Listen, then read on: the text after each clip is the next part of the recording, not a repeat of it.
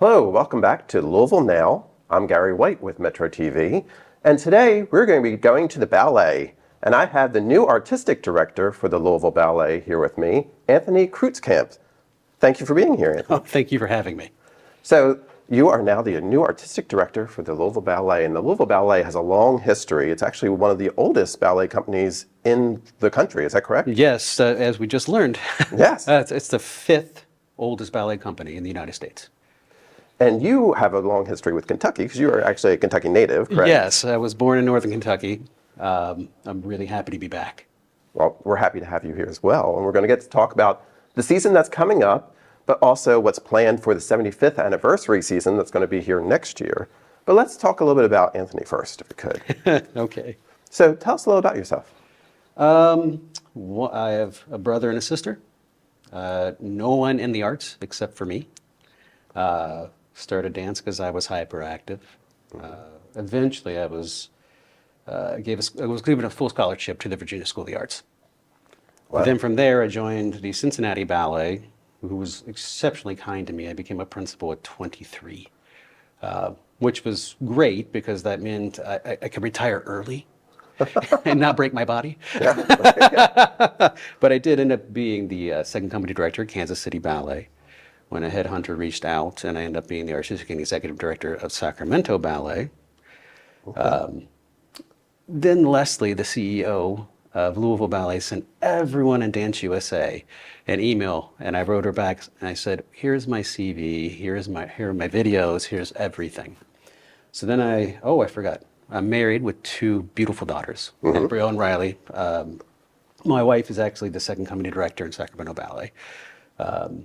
Came in, interviewed, met everyone who they were just so nice to me. I couldn't say no. I really wanted to be here. That's wonderful. And we're glad that you're back here in Kentucky. Yes. Because they said you were born in northern Kentucky. Yes. Right, okay. Now, you said you started like in your teens, right? Dancing, actually? Well, tapping was earlier than that. Okay. But really, ballet was in my early teens, yes. You can say tweens. Okay, there you go. There you go.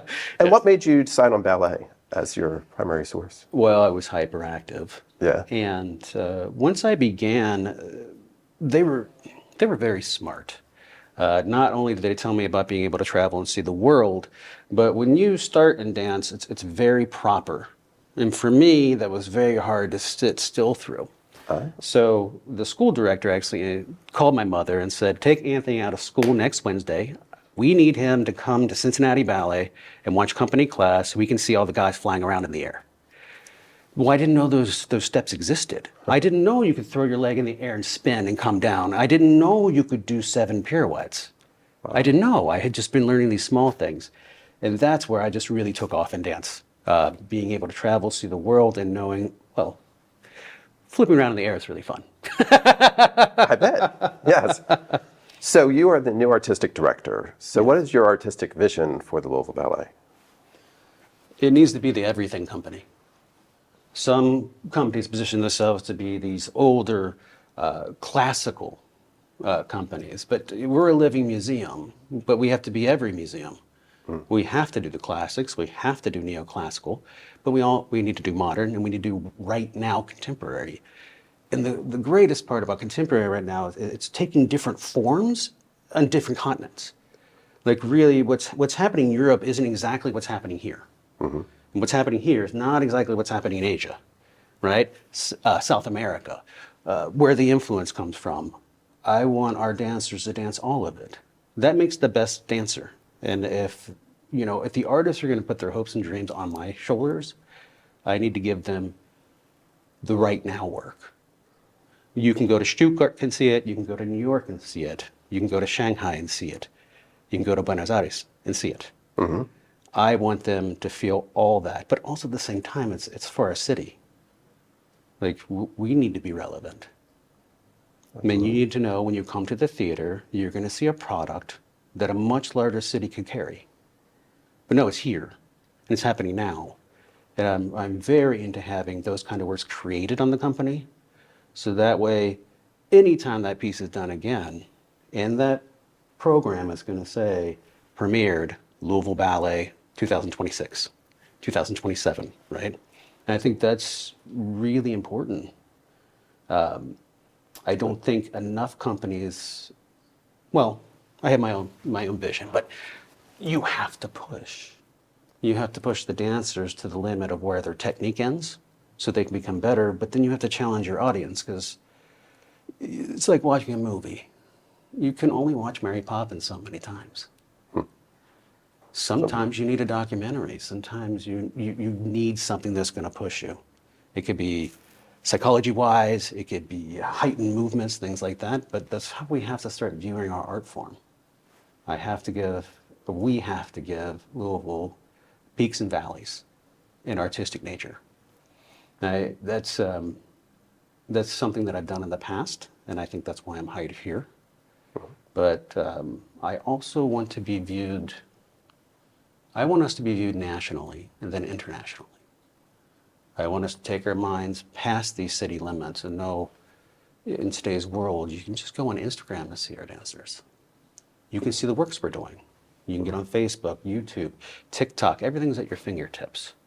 But one day, and I promise you, there's going to be somebody sitting in Paris and they're going to be checking out our profile on Instagram and they're going to audition.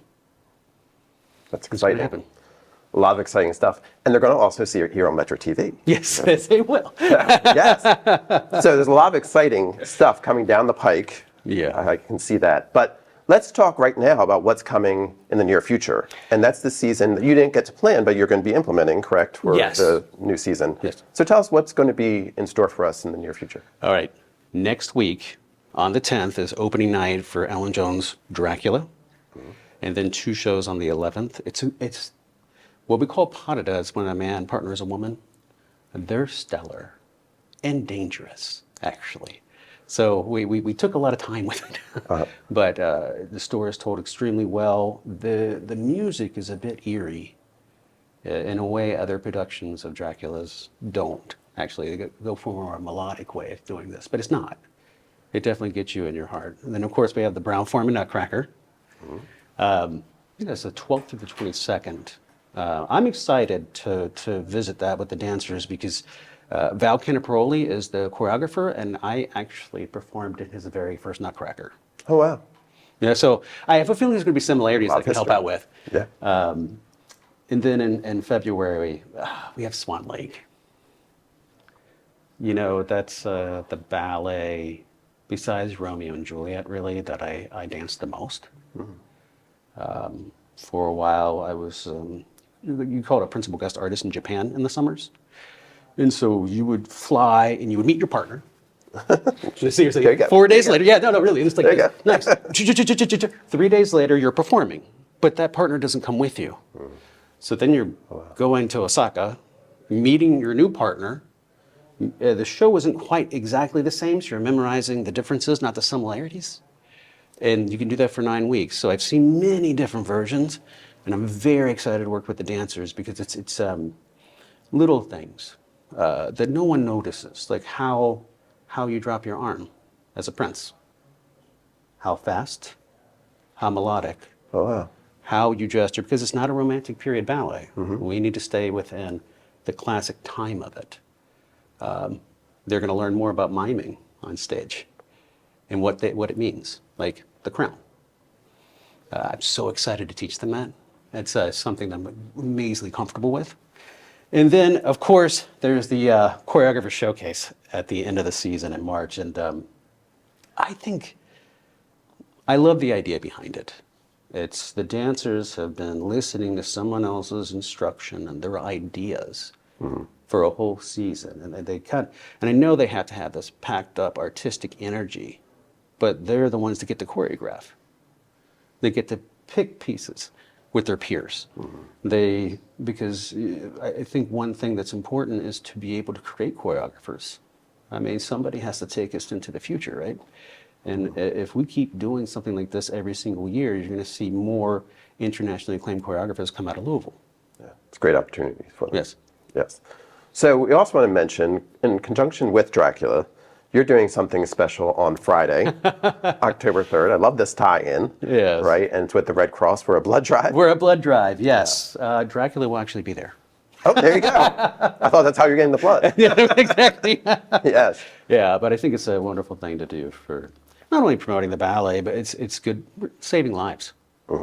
It's important, and I think it's important to collaborate with other institutions that aren't like yours. It's really carrying the good work forward. And that's on Friday, October the 3rd, from Yes. 9 a.m. to 2 p.m. at the Louisville Ballet Yes. for the Red Cross blood drive. So be able to go out there. Then the next week, come back and see a great performance. Yes. Right? Perfect. Yes. And as we're wrapping up, I just want to quickly touch upon that next season, which will be your first season to actually implement, correct? Yes.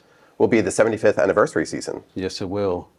So right now we're looking at, because it's 3 weeks. I've been here for 3 weeks. Collaborations in the city. Also, I really want to do, I can't give it all away. I'm sorry. That's all right. Otherwise, We'll have your back. Yeah. Great. I'm looking for a cutting-edge full-length ballet. Like me, something outside of the classical realm. Something like nobody else has seen here before. Things that are kind of happening, believe it or not, in Stuttgart-ish land.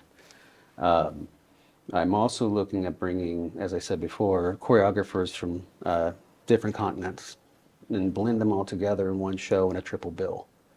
I think for the audience of the dancers, it's chef's kiss. And of course, we're bringing Val Canaparoli back to rework some of the choreography for the 20th anniversary of the Nutcracker. Wow. So I really look forward to working with him because I've known him for so long. But I plan to be future forward. Great. I believe anniversaries are good to look backwards, but not to perform backwards. Always eyes forward, always trailblazing to the new. Yes. And we look forward to seeing what is forward for the Louisville Ballet as well. Again, I've been talking with Anthony Krutzkamp, who is the new artistic director for the Louisville Ballet. Thank you for being here on Louisville Now with us. And we look forward to some more collaborations with Louisville Ballet here at Metro TV. So stay with us. We have more to come here on Louisville Now.